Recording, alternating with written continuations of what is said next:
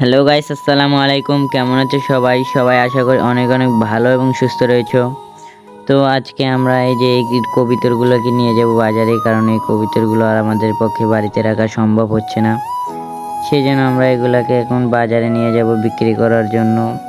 তো আপনারা পুরো ব্লগটা দেখতে থাকেন কি কি হয়। তো আমরা দুপুরবেলা বেরিয়েছি, সেই জন্য এখন পর্যন্ত গাড়ি পাই নাই, মানে অনেকক্ষণ ওয়েট করার পরে একটা গাড়ি আসলো, সেই গাড়িতে চড়ে এখন আমরা যাচ্ছি।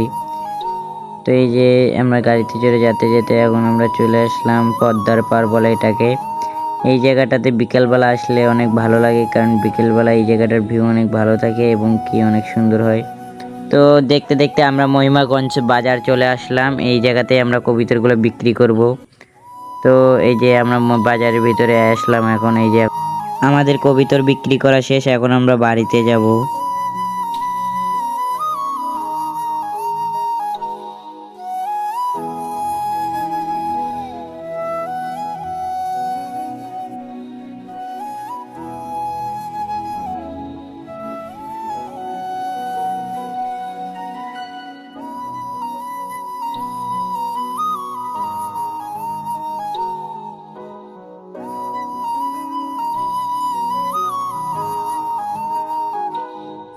তো এখন আমরা পাঁচগুছি বাজার আসলাম।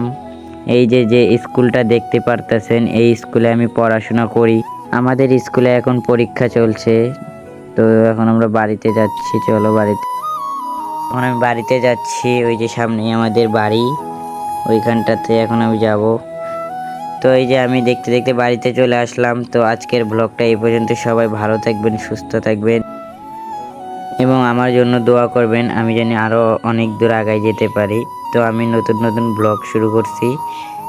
তো আজকের ব্লগটা এই পর্যন্তই। সবাই ভালো থাকবেন, সুস্থ থাকবেন। আল্লাহ হাফেজ।